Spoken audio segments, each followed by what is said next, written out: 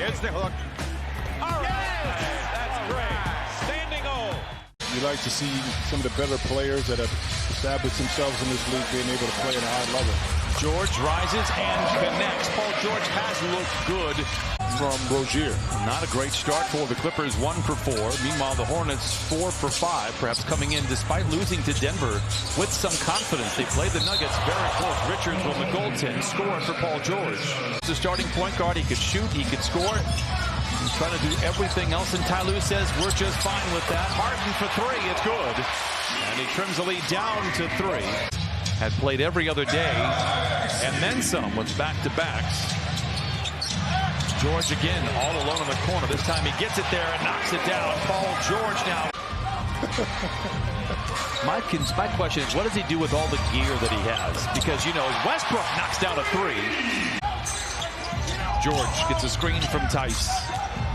Given the mid-range, pulls the trigger, knocks it down. Paul George, 7, 3 assists as well. Enthusiastic as always. He's overjoyed. Oh, yep. Sending out orders. George creates space, steps back. Oh, that's it. Hornets on the year 5-19 when they trail by double figures. That's the second most games played while trailing by double figures in the league. George for 3. It's good. Shot clock going down. Harden double team finds George. Hot potato 3. Oh, it's good for George. 15. Harden.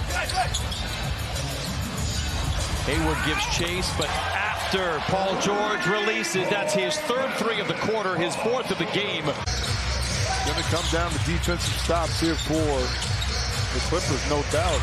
Another mid-range for George. It does trickle home for Paul George. George drives on Washington, dumps it back to Zoo. Oh, Washington blocks it, but it goes in. But how comfortable he is going right off that pick and roll and making the play. You know, and that's Paul George coming off. You know what I mean? For a left-handed player. George in the corner for 3. Bucket! 111! 100 Clippers out in front!